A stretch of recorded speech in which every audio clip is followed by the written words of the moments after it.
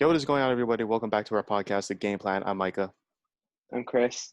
And before we get started with some of the articles that we have, Kris, if you want to go off on the news surrounding the different leagues, that'd be great. Yeah, so this past weekend was cuts for the NFL. So saw a couple of big names being cut around the league. Former first rounder quarterback Josh Rosen was cut from the Miami Dolphins. He was later picked up by the Bucks. Adrian Peterson was also cut by the Washington football team. He was also picked up by the Detroit Lions, I believe. And then Seahawks linebacker, I forget his name. One of the Griffin brothers was released. I think it was Shakir. Yes, Shakir was released. Some bigger news with signings is Jadeveon Clowney finally has a home. He has signed a 1-year deal with the Tennessee Titans to play there. We also got a few extensions this weekend.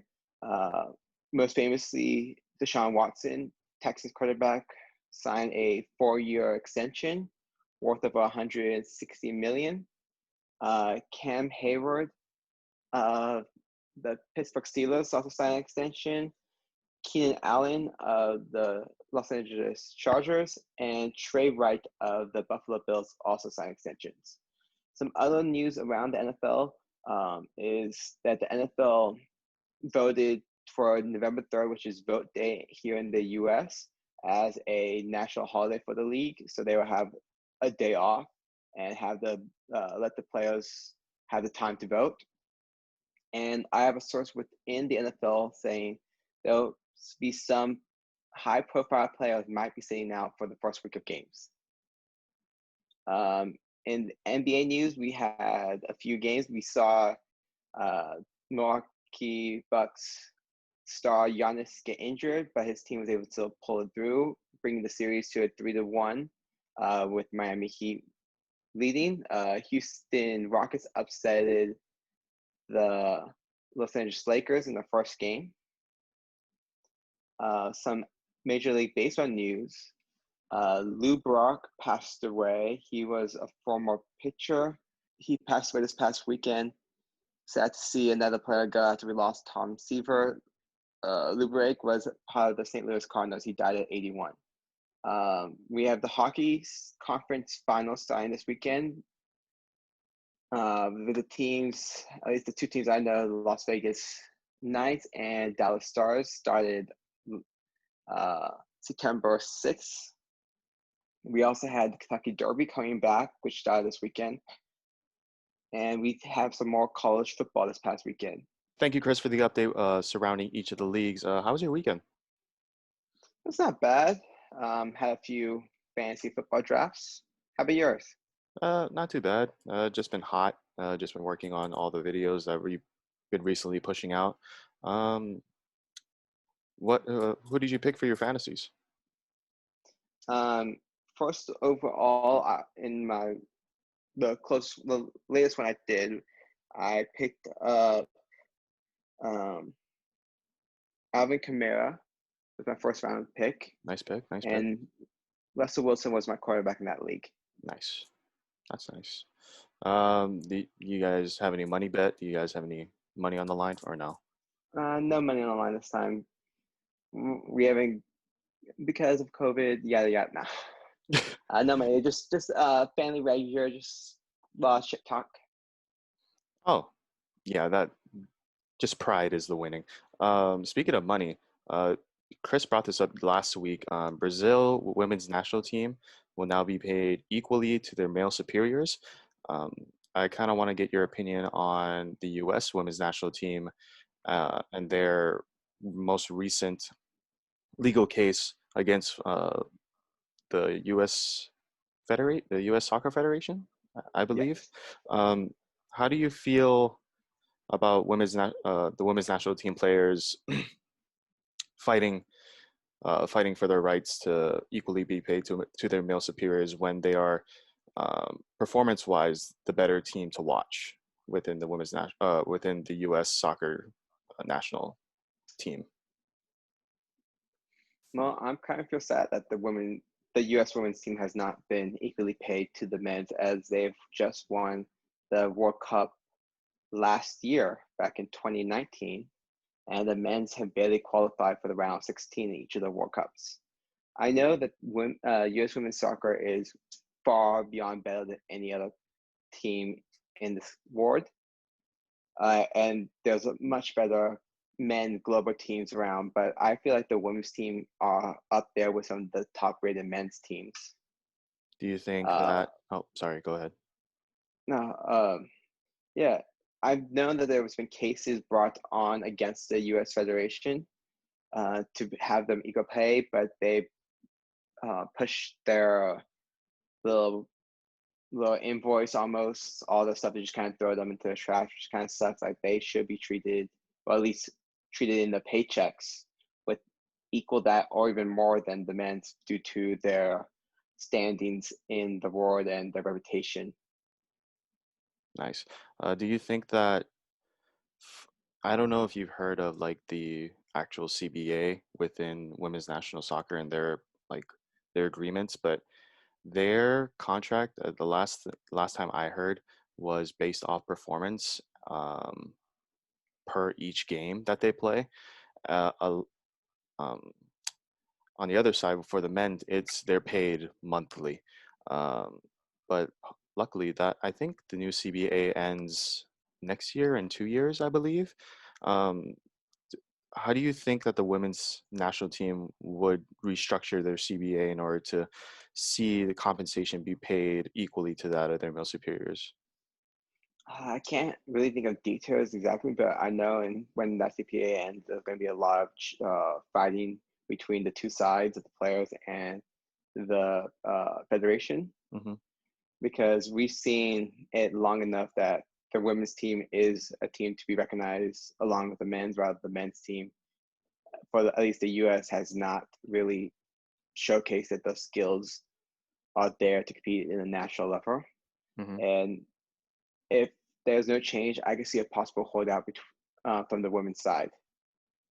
I do like that idea. I think a holdout would probably in the short term benefit them so that they get the money that they deserve and they know their value. But in the long term, I think Yeah. possibly it would hurt in the eyes of Team USA, but some of these players do play overseas and do play in other leagues, which I think is another source of revenue for them, and it's very beneficial. Just an update from the article that I read. It says the U.S. women's national team players appealed a recent dismissal of their lawsuit by a judge who ruled that the women's claim that they were being paid less than the men was insufficient to warrant a trial. How do you think that uh, just the women's team overall, and with the story of this judge, do you think that they're undermined just because of their most recent success? Well, how can you say that because they've won almost or been into the final four in the past, I don't know, 4 or 5 World Cups. So you That's what I'm can't say trying to like, oh, say. Yeah, that's because what I'm they trying to won say. like, Sorry. yeah. So they are the top team, so they should be paid like a top team. Hmm. Like if you put them against, I feel like almost any men's national team, they'll probably rank high in those numbers. Yes, true. As you can I, see in the U.S. soccer jerseys with the names on the back, the mhm. women's jersey sells more than the men's jerseys by far margin. Yeah, I agree with that a lot. Just because, So I mean, you don't really hear anything about the men's national team in comparison to the women's national team, just from the pure dominance of their players within the sport. I kind of have like a little breakdown of the different tiers of pay. The first section is if players from the women's national team on Team USA play in other leagues. That this is one option. So there's tier one, tier two, tier three. Tier one is paid $72,000. Tier two, 51,000, and tier three, 36,000. And then for no league, if there were no national women's soccer leagues, the salaries would increase tremendously. For tier one, it would be 101,000, tier two, 72,000, and tier three, 43,000. Do you think probably combining they would be able to find a middle ground of pay between having and not having women's soccer leagues overseas from the Team USA side? Do you think that they would be able to find like a median price to pay, or no? Uh, they would find a price like if they could get a grand like increase in the pay in the next few years. I could see them kind of getting that and see that as a victory. But I know the end all goal is to be paid equally Hmm. and have the sexism kind of stop between pays between the men and women's. Yeah, yeah, I agree with that. It really is sad to see, you know, organizations such as, Team USA, WNBA, but with the new CBA and the WNBA, there there was a significant increase on benefits towards the players, but just to see uh, the national team players be treated like this and not be compensated for how they perform, how they really perform over the men, it really is sad to see Team USA act like this and say, you guys asked for this and not the secondary plan. But I hope it does change in the next couple of years so that all parties are happy. Yeah. Well, just sticking with the soccer news, you heard about Messi. We talked about this before. Messi wanted the out of Barcelona, but in latest news, he's said he's going to stay for at least one more year with the club. Um, I did hear about the article and the way that it was titled on ESPN. It talks about his last dance within Barcelona, kind of foreshadowing just this might be his last year, this may not be, but we don't really know. How do you think Messi's last dance with Barcelona could be capped off perfectly? Um, would it be stat wise or would it be championship wise? What do you think would be the perfect ending for Messi in Barcelona? I feel like the perfect ending with him in Barcelona is winning a championship, but if they win the championship, he may think he could stay for one more year because they were able to bring a chip back to the club. But what I was hearing is Messi was unhappy with the organization still that didn't let him extend his opt-out date due to the COVID pandemic, and that they were playing still within the season. They were playing in the tournament during the time his opt-out date came and passed. And he thought because of the delay in the season, his contract was going to be delayed. I do have some quotes from Messi discussing the terms that he was going to stay. Um, he does say, I'm going to read his quote. I'm going to continue in the club because the president told me that the only way to leave was to pay the 700 million euros clause, and that is impossible. I told the club, the president, that I want to go. I've been telling him all year. The truth, there has been no project or anything for a long time. They juggle and cover up holes as things go by. I was happy and I wanted to leave. I have not been allowed this in any way. I still stay at the club as not to get into a legal dispute. The management of the club led by Bartomeu is a disaster. I would never go to court against Barca because it is the club that I love. I know it never crossed my mind to take Barca to court. So, what do you think of that quote right there? It just kind of, well, for the back part, it just shows how much respect he has for the club and as well for the organization as a whole. But for the front part, it kind of sucks that the president is going to make him alone pay the 700 million euros.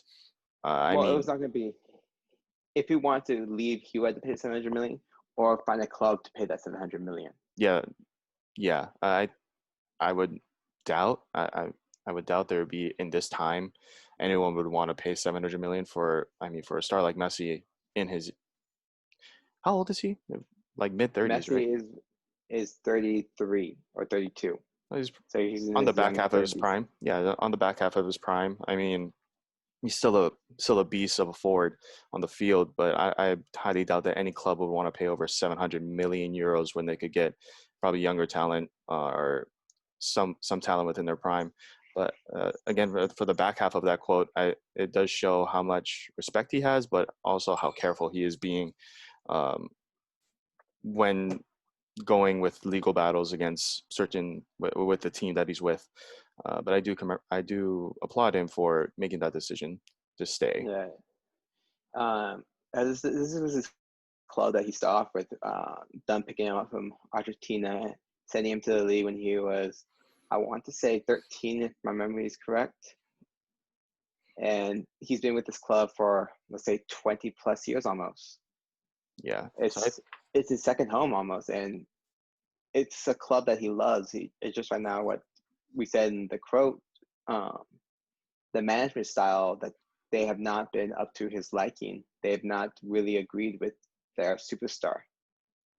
yeah, I think both sides would have to find like a common ground. I mean, this is I want to say I don't remember Messi's contract from the last time we viewed it, but I'm pretty sure this is his last year on contract with Barca. So once this year ends, or in 2021, once this next year within the season ends, hopefully he'll find a new home or actually retire, like he says he is. Let's get into Major League Baseball news. Los Angeles Angels, Mike Trout set a franchise record of 300 career home runs, and it was against Houston Astros of all teams. Did you hear about this news, and how do you feel are his chances of reaching probably the high 600s in baseball of total Well, home runs? Mike Trout is probably one of the best players in baseball I've ever watched, and I've seen a lot of players play.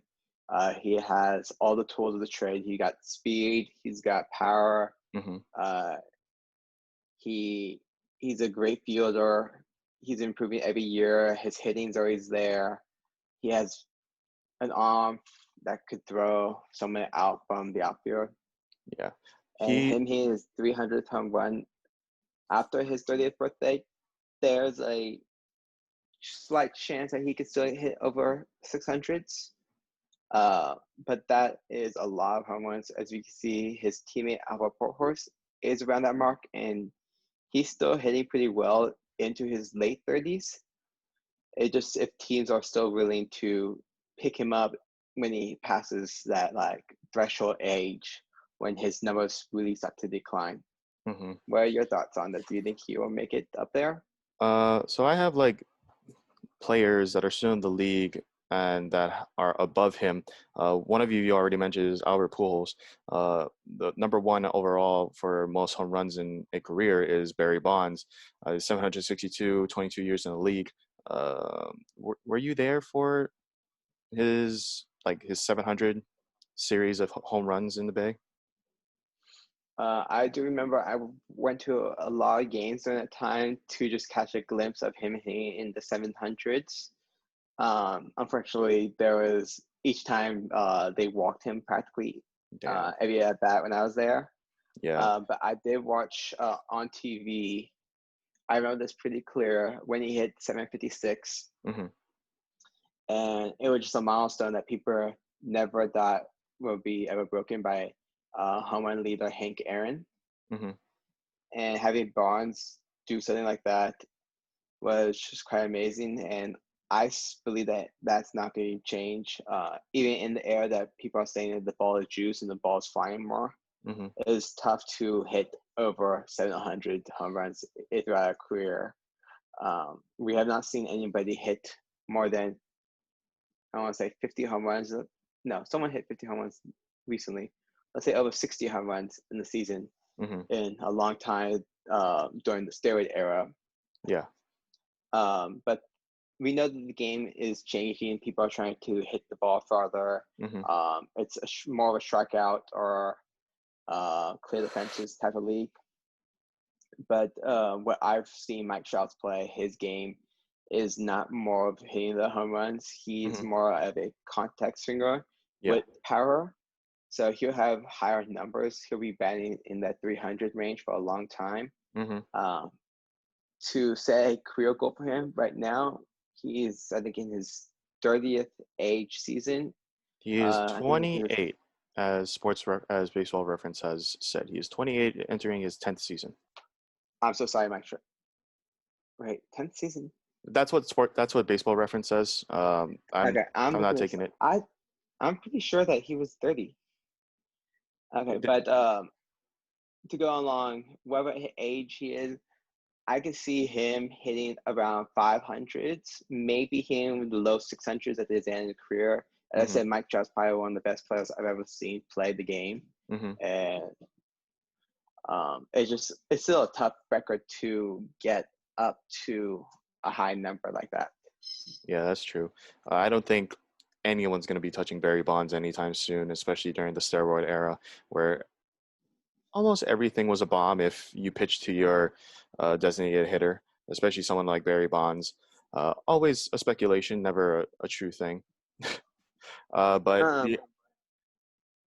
go ahead, so I Kris. do have updated numbers for him. Mm-hmm. He's 29 years old, so he's in his 29th age season. Mm-hmm. He has been in the league 10 or 11. uh, since 2011. So he's been in the league for 9 years. And according to StatCast, Mm-hmm. uh, Mike Trout was the fastest in MLB to hit 300 and steal 200 bases. People Yep. always forget that he does have speed on the base paths. Mm-hmm. So do you think he'll be one of those people to hit 500 plus home runs and possibly steal 500 bags? Ooh, five. Who's the guy from the A's that has the most steals? Ricky Uh, Henderson. Ricky Henderson. How much does he have? Uh, Looking that up right now. I'll let you know in a second. Okay. Do I think he's gonna steal 500? I say that is a good goal to reach. I don't uh possibly say that he'll actually reach 500 stolen bags. I think he'll probably reach 450, maybe low 400s, but it is a good goal good goal to set. On the other hand, I do think he'll definitely reach over 5 to 600 home runs. I think that stat will hold true in the near future. You got Uh, Ricky Henderson's number? I do. I have it right here loaded up. Ricky Henderson stored 1,406 bags, so 1,406 stolen bases in his entire career, which ranged from 1979 till 2003. Okay, never No, mind. he I might can't take be. that back. No, he didn't play 2003, did he? Probably as like he's Yeah, probably on the bench for a while then. yeah. It looks like that he was playing throughout that whole time. So that was 3 decades worth of baseball. Yeah, I take that back totally. It not that I'm doubting Mike Trout, but if he stays healthy, and I mean, Ricky Henderson was probably pinch runner, right? Yeah, Yeah. probably one of the best pinch runners for stolen bases within the A's organization. Um, Now my number probably has changed to 500 and 500. Um, um, but these are like to move on. These are like the 8 people still in the league, but still like in their high 30s or low. Some of them are in their low 30s, but high seasons as well. Albert Pujols, you said earlier, who is Mike Trout's teammate. He is in his 20th season and is 40 years old. Please fact check this all for me. I checked Baseball Reference, and I don't know if it's I've been true. looking at it right now. Number 2 is Miguel Cabrera, who is in his 18th season and 37 years old. Edwin Carnacion. Am I Edwin Encarnacion. Yeah, okay. Is in his 16th season and as 37. Robinson Cano, who is in his 16th season and 37 years old. Jay Bruce, who is in the 13th season, 33 years old. Giancarlo Stanton, who is in his 11th season and 30 years old. Justin Upton, who is in his 14th season and 32 years old, and Evan Longoria, who's 13th season, 34 years old. So those are the 8 players that are still in the league that hold more home runs than Mike Trout. I think he's going to pass all of them. He's gonna. Sorry to cut you off right here, but Evan Longoria, he is with the Giants, and that is my favorite baseball team. Mm-hmm. So I do know what his total number is, which is right at 301 right now. Mhm. So I could see Mike Trout actually passing Evan Longoria this Mhm. season, even though they're both playing right now. Mhm. Mike Trout has a lot more power. He's playing a better ballpark. Mhm. Mike Trout is playing at Oracle Park, which is a notorious pitchers-friendly park Evan Longoria. compared to yes. You But said Mike did I Trout. say out of course? You said Mike Trout. No, Mike Trout is hitting in a better ballpark, as I said, yes. But Evan Longoria is not. He's hitting in You Oracle switched Park, it which is around though. in. I You said did. Mike. My Yeah. bad. Yeah. It's fine. Keep going. So I can see him passing Longoria as late at the end of the season with 3 weeks left of baseball still to go. Mike Trout's good for at least 5 more home runs, as he is right now tied for the leaguer in home runs this season. Mhm. So, Mike, clear out that shelf. I'm saying you're going to probably bring home another MVP trophy this year, Hopefully. and hopefully you can reach the playoffs this year.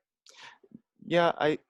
When looking at one of the players for the Yankees, who is my team as well, Giancarlo Stanton, he hits bombs. Like he is one of the best hitters alongside Aaron Judge on the Yankees depth chart.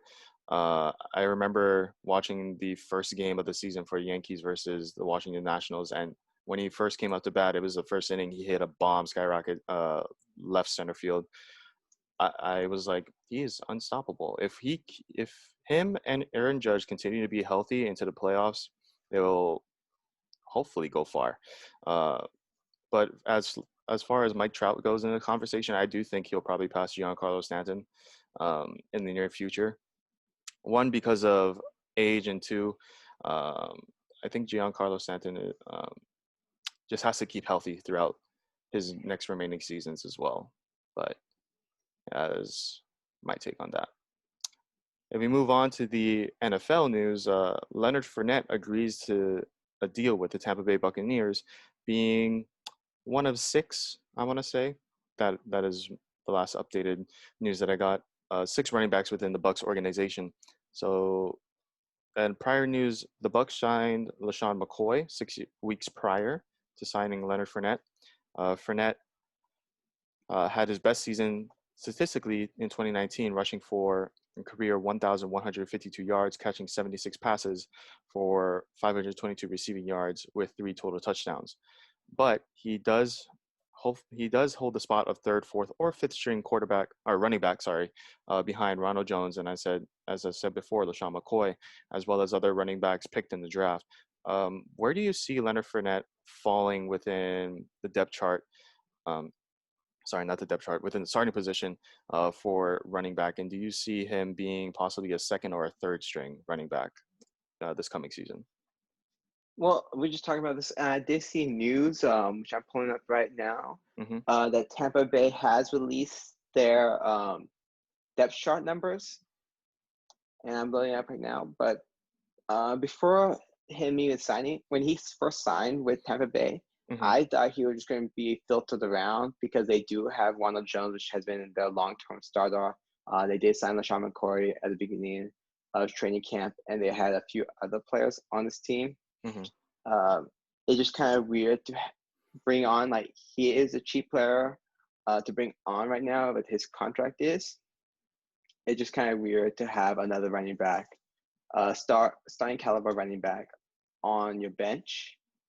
I can see why it's a good option for them if he is the third string running back, that he could uh, play a good deal, like just coming off the bench and picking up an extra 5 yards right there. So their depth chart I have here is, it does say Ronald Jones is Their starter. the the starter right now, Hmm. with Fournette actually being uh, so it's McCoy listed at the second spot behind Ronald Jones, and Fournette to be the third down running back. I kind of like it. What do you think about the idea of Fournette probably possibly playing a slot, being an extra receiver? Um, do you think that that will work out if you were to be able to work on some wide receiver routes or play the wide receiver position outside of being a running back? Do you think that would have any success with him being on the slot position, or just having him being a blocker or a fullback in that sense? What do you think? I do see him having success as a receiver. He did catch a career high last year in Jacksonville Hmm. in catches and receiving yards. So he can only go up from there, changing quarterbacks from Garner Mitchell to one of the greatest, most winningest quarterback Super Bowl wise, uh, Tom Brady at his helm, and having a really great coach in Bruce Arians. Hmm. We could see a lot from him if they do have him learn to play a slot position.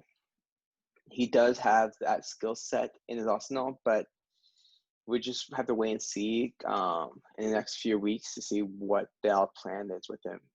Yeah, I do like the Bucks arsenal from an offensive standpoint. Rest in peace to my Saints. I mean, I don't think we're going to be making the playoffs for another couple of years, and hopefully, we'll hopefully be rebuilding throughout that time. Um, but I think having a first, second, and third down running back, just we know kind of the Bucks game plan when it comes to offense on probably keeping the ball on the ground. But when it comes time, they do have two good, very wide receivers on the outside to pass to for Tom Brady to pass to. Um, but let's move on to the Well, NBA. I want to Oh, bring up go one ahead. more thing on this. Go ahead. I just saw this recently talking about the Bucks offense. Hmm. I saw a meme saying like, "This is what happens when you take off salary cap on Madden." I thought that was kind of funny because they have Mike Evans as wide receiver with Chris Godwin, the breakout star last year. Hmm. Two tight ends, OJ Howard, and hopefully, if Robert Gronkowski could come back to his former self when he was with the Patriots, all-star lineup right there. Yeah. And bringing Tom Brady there, and then having your three running backs as Ronald Jones, LaShawn McCoy, and Leonard Fournette. It's kind of a team that's almost destined for heading to, well, and look where the Super Bowl is going to be this year in Tampa Bay. Yeah. Uh, um, how was Tampa Bay's defense last year? Because in comparison to, We don't talk about the defense oh, we don't? because I have Okay. no idea. I don't know who the defense is. So um, everyone talks about the offense. The defense is I don't want to say a different story. I don't really know. But as I said, Bruce Arians being a defensive-minded coach. mhm. No, he's not a defensive-minded. He's a quarterback coach. Scratch what I said. I don't know about the defense. Well, Uh, well, going back to, Tom played in New England for a good amount of time for most of his career, and Bill Belichick being a defensive coordinator back in his day with the Browns, right? yes, With the Browns. with the He's Browns. had some very, very kind of bad buys within defense, and that kind of left Tom Brady with having to lift everything up, that the New England Patriots did on his shoulders. Um, do you think that if the Bucks are able to match the intensity and the amount of, well, 53 roster is already done, so they're probably going to have to find more free agents and or find more free agents. But if they were probably in the future to acquire an equal size defense with as much hype as it does have its offense, do you think that Tampa Bay would possibly be a Super Bowl contender in the next couple of seasons? I say they're almost a Super Bowl contender today with that offense. Defense, I don't really know, but I want to bring up what you just said, having Tom Brady carry the team on his back. Hmm. Have you looked at the Patriots the last few years? Last few years have They've been had, good cornerback and yeah, DB wise. yes. Yeah, it's I'm just just, like it's just sometimes it just feels like the defense isn't performing up to standard as much as their offense is. That is from someone that absolutely hates the Patriots, but does look and see the gaps that they have. But if I'm Bill Belichick, and if I'm a kind of a defensive head coach, I would want to have my defensive be as strong uh, as probably this past year's 49er. I can't believe I'm saying this. This past year's 49er team, as well as the 80s Bears, right? With Ron Rivera. Kris? Kris?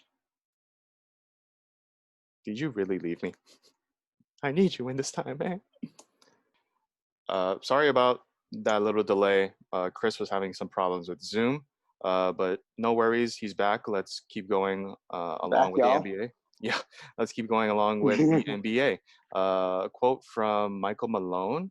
He shames the NBA for not allowing coaches' families in the bubble. This quote comes from Michael Malone, and it says, "First, I'm going to say something that has nothing to do with your question," he said. This was in earlier interview this past weekend, I believe. Today is day 60. All right, the guys that came down here on July 7th, and there weren't many of us because we were ravaged with COVID. This is the original crew. This is day number 60. The reason why I bring that up is because the players have their families here, which they deserve, which is the right thing to do. The referees are allowed to bring one guest, which is great for the referees. The coaches are not allowed to bring anybody. And end quote. Do you think that now that more teams are leaving, that more people can come into the bubble, um, prior that they do test and they do examine themselves to not have COVID? As we see players' families, uh, their spouses and their kids come to watch the games, and as this quote says, referees also have one guest to bring. Do you think that the coaches should be allowed to have their families or guests come into the bubble, uh, continuing the playoffs for the NBA? I'm yes, 100%. Like they should be allowed. If they're allowing the players to bring their significant other and their child, their families, refs are allowed to bring one guest. Why can't the coaches? I know it's bringing more and more people into it, but at least give the coaches like one person too. Hmm. Like let them bring their significant other, their child, or somebody close to them to come to these games because they've been also isolated as well. Yeah. Uh, We all talk about the players like being stuck, and we've seen videos of them video chatting their kids, and we think it's a sweet moment. But coaches also have families too, and mhm. I feel kind of, on behalf of the coach, I feel kind of disrespected for them. Like if the league's not allowing them to bring in anybody. Especially if like you've been there since July 7th, as this article says, as he is quoted. I think if you've been there for 2 months with no outside contact of your family or anyone coming to the bubble, I think Adam Silver should allow uh, coaches, significant others, or some of their family members to come and stay with them. It doesn't mean that they have to go to the game, but probably stay within the bubbles and the confines of within the confines of what the league allows them to. Yeah, I think it is messed up that coaches aren't allowed to have their families there. Uh, as you said, I am pretty disrespected by uh, for the coaches in saying that hey, players can have someone, coaches can bring one guest, but referees can have one guest, but coaches, nah, you guys can't have anyone come. I do think that's like kind of a little slap in the face to towards the coaches. If you were to able to restructure, not restructure, but in order to continue the playoffs, um, how would you go about bringing in uh, coaches' families in order for there to be a safe environment within the NBA bubble? Oh, we are now down to 4 teams left, I believe, in the Eight, bubble. eight. Eight. Oh, sorry, eight. Yeah, we're not in the final Oh, four yet. Don't worry. I'm a little ahead of myself. I'm sorry about that. Um, but I still believe that the coaches should be allowed to bring in at least two guests. Hmm. I feel like everyone in the NBA facility, all like coaches, players, and referees, Hmm. should all have a limit of two guests to come into the bubble Hmm. until we bring it down closer and closer to the NBA finals when there's only a handful of people still left in the NBA bubble. Yeah, I agree with that. Something I literally just thought about right now. Um, Doc Rivers, who is the coach of the LA Clippers, and his son, who is playing for the Houston Rockets, Austin Rivers. Um, if they were to bring in their family, that would include Austin Rivers' fiance, no, wife. He also has a kid as well, who is also family with the Currys, I believe. I don't remember the actual relation, but I think it's with the Currys as well. And then Doc would have to bring his wife. It's just like a smattering of, oh, why didn't you bring me? Why didn't you bring us? And it's like, well, you can't have everyone in the bubble when they're eliminating the amount of bodies within the bubble. But what do you think about just if coaches' families were to come in? Do you think that would start like a little, discrepancy between family is like, oh, why didn't you bring me to the bubble? Why didn't you invite me as a guest? What are your thoughts on that? Well, not beyond coaches. Like, look at the players. Like, players are probably some their families like, oh, why didn't you bring me? Or their Mm-hmm. parents like, why didn't you bring me instead? There's probably be that in any type of bubble you create and allowing to bring guests in. Mm-hmm. Yeah. It's not a perfect system. Like there's always somebody out there going to be better. You didn't pick them. Like I'm gonna bring up the scenario. Let's say you are having a party at your house. Yeah. You're limited to 15 people, Mm-hmm. and you know a lot of people. So somebody like hears about it, like, oh, I can't come. Like someone always going to get hurt. I feel like if Y- you think about it that way. yeah, that's true. Uh, in the defense of the coaches, I do believe that probably in the Final Four, maybe allow them to bring a guest. I mean, they're 2 weeks or a week away before they actually do reach the Final Four. But I think probably something should have been brought up before the playoffs have begun. Continuing into the NBA, we have the recent hiring of Steve Nash as the newest coach for the Brooklyn Nets. How do you feel about the hiring of Steve Nash to be the new head coach for Brooklyn? That was a big shock for me when I heard about it. Mm-hmm. Steve Nash has not been on an NBA coaching staff. I do know that he was an special assistant coach for the Warriors, Mm-hmm. but was never there at games. He was more of a practice coach, helping out with Steph Curry and the other shooters on the team. Mm-hmm. So this is his first pledge as a NBA coach or uh, in that regard. Mm-hmm. We have seen former players change to a coaching role. Um, I'm just going to name a couple off. We have Steve Kerr of the Warriors, Mm-hmm. but he was an analyst for years. Mm-hmm. Doc Rivers. Mm-hmm. I'm blanking on. He Steve used to Kidd coach Mo. Thank you. or Jason You knew Kidd. exactly. Yes, Jason Kidd. You knew Yeah. exactly who I was trying to bring up. Yeah. Mm-hmm. So we And have one seen more. There's one more. this. But he coaches for the Uh, WNBA. Derek Fisher, D Fish. Derek Fisher. He came out of retirement. He came into retirement and immediately went to the coaching role. Mm-hmm. So we have seen a trend of this former players coming into the league as coaches. So I don't know how he's going to fit with a pair of his players now being Kevin Durant and Kyrie Irving. Mm-hmm. It's going to be a weird thing because we do know that Kyrie and Kevin Durant are star players that almost don't need any coaching. Yeah. I don't know how that fit's going to be with them. So I kind of looked over a couple articles and everything had to say that Steve Nash is a great relationship builder within a team. So that's why the reason why they hired Steve Nash was because Durant and Kyrie signed off on it. I guess they made earlier connections. Obviously, Durant with the Golden State Warriors. I don't remember uh, Kyrie ever trading with Steve Nash, but they both signed off on it. And it really is both his. I mean, obviously, he doesn't have as much coaching ability as others that applied or are applying for head coaching jobs, but he does have that ability to share a professional relationship with his team and team members. But just one thing is it's a 4-year deal with the Nets. Do you think if they don't have any success within the first 2 years, they'll be trying to find a new coach, or would they probably keep him on for the entire 4-year deal? I was about to ask you the same exact question.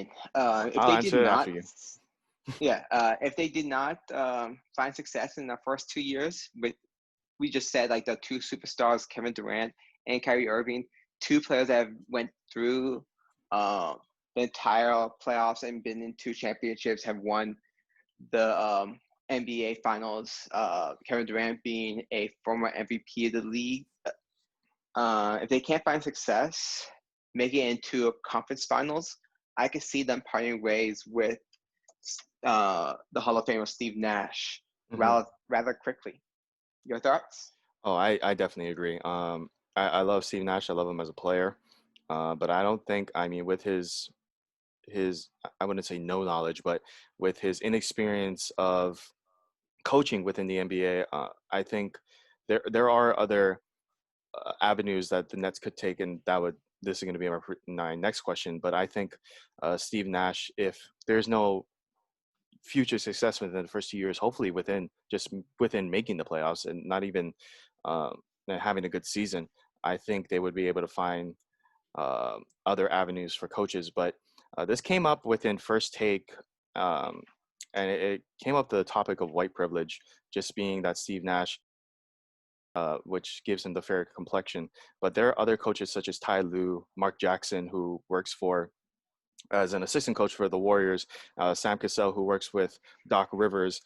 Do you think that I don't believe that this was an act of white privilege? I think it was just what the Brooklyn Nets were looking for. But I can understand how this can be strained towards white privilege with how much in society white privilege is being a problem with its social injustice. Do you think that they could have gone with the other routes of going with Ty Lue, Mark Jackson, or Sam Cassell, uh, not all players.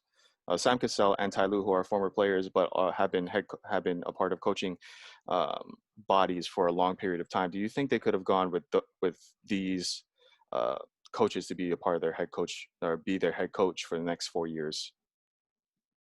They could have look. I feel like they did look into these coaches, Hmm. and they thought they found the perfect match with Steve Nash. Hmm. Um, we've seen Ty Lue as a head coach before in the role with the Cleveland Cavaliers. Hmm. Mark Jackson, which was a coach with the Warriors, and now been an analyst for the past 5 years. Hmm. Has interviewed for jobs, but has not found um, a spot yet. Hmm. And I'm not too much on the last name you mentioned. Sam Cassell. He's Sam, been with the Clippers and with Doc, and before that, he's been in Washington. I don't know what team. Uh, I I guess the Washington Wizards, but I'm not entirely sure of his resume. But keep going. Can finish your thought. it just once you have your mindset with a coach, because the NBA, you see, I feel like a great variety of head coaches. Hmm. Um, it's all part of what they believe the game plan would be for the future. As you said, Steve Nash is a relationship builder, Hmm. and they believe that that's what the type they need to succeed in the Brooklyn Nets organization. Yeah, I totally agree. I was gonna I was gonna spring this on you, but Greg Popovich is, I think, going to be a free agent this year. He coached the San Antonio Spurs for a long time. I doubt he's going to leave the San Antonio Spurs, but if this were the case for the Brooklyn Nets to hire Greg Popovich, do you think the headlines of white privilege against these three African American coaches would be the same in comparison to that of Steve Nash, or would it just be a resume dispute because Steve Nash does not have the coaching experience unlike Pop does? That's a really good take right there, because Greg Popovich is probably one of the best coaches in the NBA Of all history. time? Yep. Well, yes, only having 2 seasons in his 20 plus career, Where he didn't not make the making the playoffs? playoffs. Yeah. Hmm. Yes, and he was at the brink of the playoffs this year, so he was up there. Uh, this year, his streak just ended. Uh, there won't be any discrimination because everyone knows how great a coach Popovich is. Hmm. And I do believe that because Nash doesn't have that much experience, and the other three names that we have mentioned before Hmm. all have NBA experience, I could see there's some type of discriminatory effect people could think of, because Steve Nash does have a fair complexion. Hmm. So it might just be because of his fair complexion and that he doesn't have a coaching background as the other three. Because Popovich, if he's a free agent, I feel like every team in the league will try to get him. Exactly. I think Pop is also a great relationship builder too. Even he's worked with probably three of the best players in Spurs, or four of the best players in Spurs history, with adding the Admiral David Robinson. I'm saying his name right, right? David Robinson. I believe yes.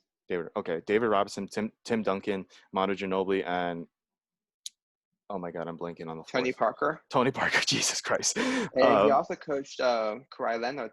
Kawhi Leonard too. They had a little dispute though, but that's between them. But probably four of the greatest Spurs in history.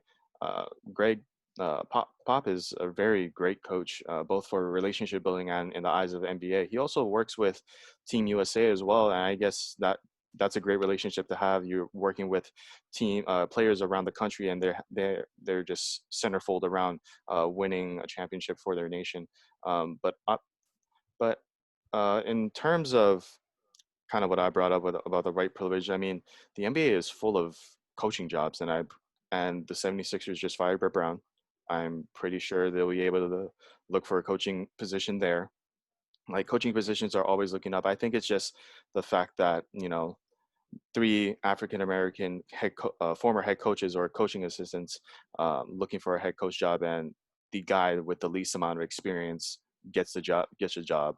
And I wouldn't say that's white privilege. I just they just know what they're looking for, and within, you know, their team and their players know what they want within a coach. But yeah. Uh, Finally, to end off our podcast, I only have two of these, but NBA playoff what ifs. This has come because of the Bucks' recent losses to the Miami Heat. If the Bucks get eliminated uh, out of the playoffs, do you think Giannis would leave Milwaukee? I have to say no. Really? I think Giannis loves the team, loves the culture in Milwaukee. Hmm. That if he could get a deal done with the club, he would stay. Hmm. And he knows that this team has the talent to go and win a championship. I think they need one more superstar, obviously. Honestly, sorry. Whoever that may be, probably another guard. Um, I mean, they have Chris Middleton, but personally, Chris Middleton is, I wouldn't say an average player, but an above average player, but not a superstar level player. But have you seen like the the teams that are best fit for Giannis in the near future? Uh, I have not. I've been hearing reports that some clubs are looking into him.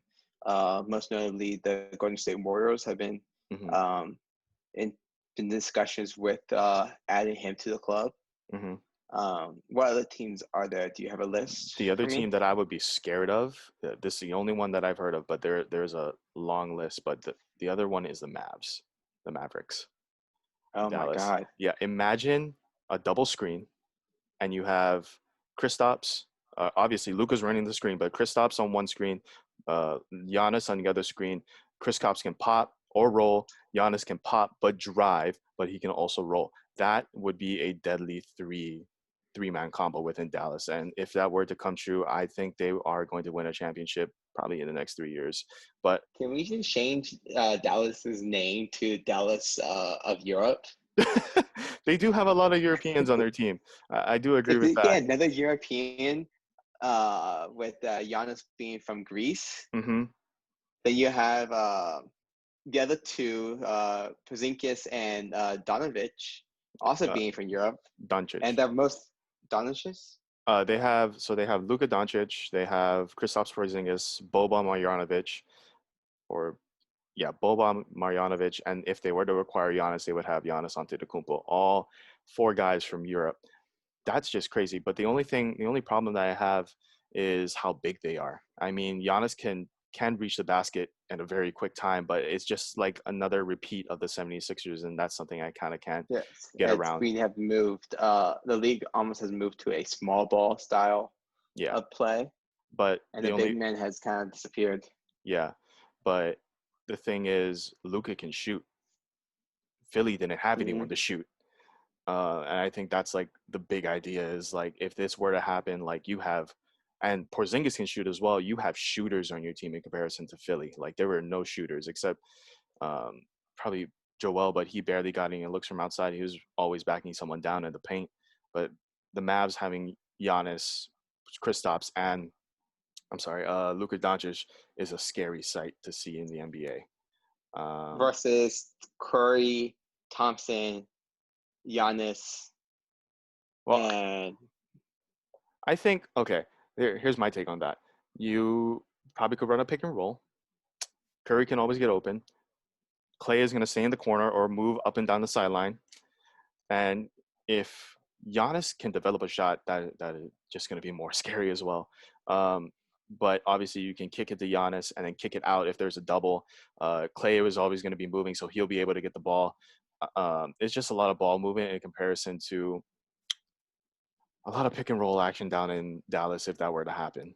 And so many more options than that of driving to the lane or just well, shooting spot shooting. right now the Bucks are down 3-1 in the series, and with Giannis being Injured. possibly out for a game 5, Mm-hmm. the chances of him leaving have probably skyrocketed. Mm-hmm.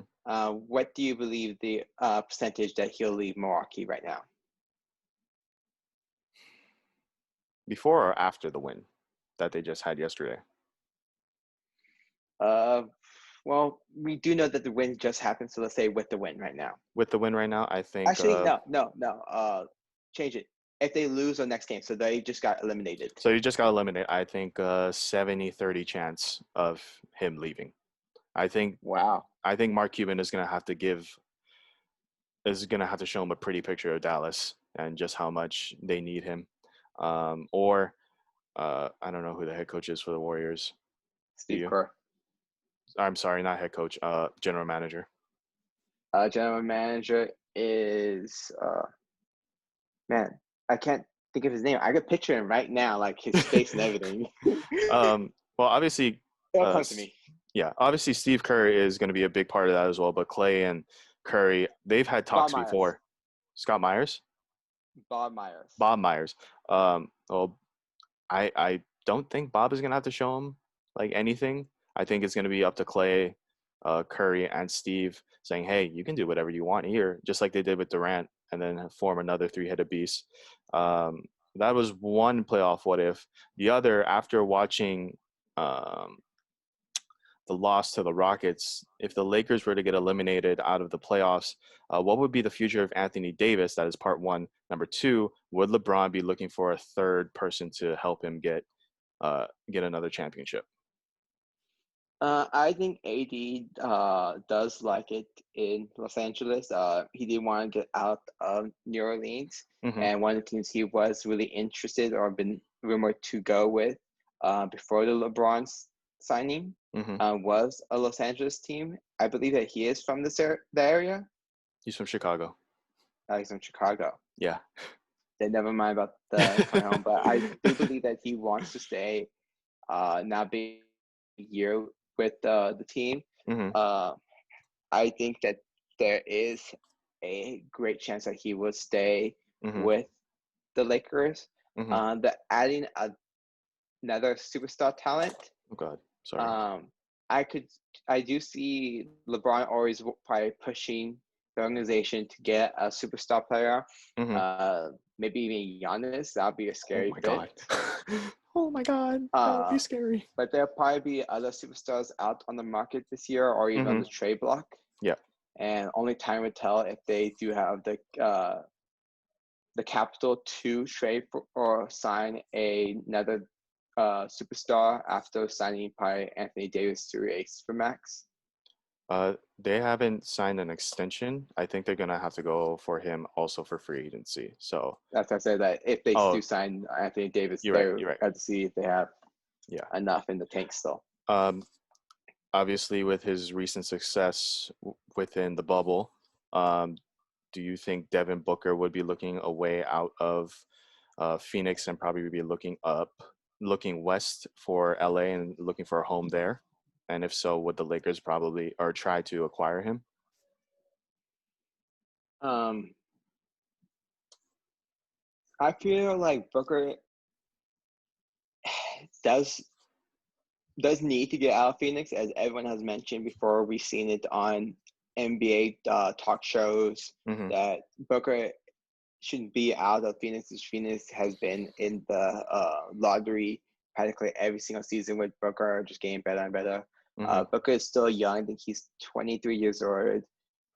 He could, if we ask for a way out, it'll probably cost teams a pretty penny Oh to yeah. trade for him. Los Angeles is a team that does come to mind with rumors of him being one of the Jenners. Hmm. Uh, Oh, so having him, Kendall? I don't know. yes, Kendall, Okay. yes, I think, yeah. Yeah, Kylie is Uh, dating someone else. I know that. Anyway, go on. um, so I could do see teams probably be looking into him Hmm. and talking to the organization of Phoenix Hmm. and seeing what type of deals can be done or what it would cost to get Booker on whatever squad Hmm. has been calling. Yeah. I have another what if. With most recent loss with the Utah Jazz, Donovan Mitchell, he had a stellar performance in the bubble as well, especially the playoffs. I know Jamal Murray is probably not going to lead the Nuggets with how much they've advanced within the playoffs, but do you think they would be able to get Donovan Mitchell um, into LA and into LA Laker hands? Um, no, I think I brought this up in our last podcast, but he did sign a Oh, extension with oh, I didn't know that. uh, Utah, Oh, nice. Oh, or at least they've offered him a extension. oh, well, that puts a cap on my what if. Um, I don't think they would be going for Dame. Dame wants to end his career in Portland. I don't know. Personally, I don't Yeah, know why. I Dame don't want to. is. I think Dame is a loyal type of person and wants to stay Loyalty. with the team. Yeah. I mean, Uh, if he's going anywhere, he's going to go back home. yes, He's going to go East Oakland and he's going to try and play for the Warriors after Curry leaves. yeah, because Dame, if the organization treats him right, I feel like he's loyal enough to stay with that organization that has drafted him and has treated him right over the past. I don't know how long has he played, but his entire career. Hmm. And he has mentioned before that he would love to end his career in Portland and has bought a house in the recent years out there to train in the off season. Hmm. Yeah, I don't think they're going to be going for Dame either. There's so many options for LA. I mean, they do. I don't think they don't have the cap space, but when free agency comes around, you know they're going to be pulling a lot of strings for trades. With that being said, guys, that is our podcast. We went over a lot of things within the NBA, within the NFL, and especially within the MLB and within Team USA. Uh, And soccer worldwide. and soccer worldwide. With that being said, guys, like, share this video, also subscribe to our channel, and go down to the comments and show. And also go down to the comments and share some of the articles you want us to talk about. We will be reading all the comments and picking from those articles that you guys suggest. With that being said, guys, see you next time. See ya.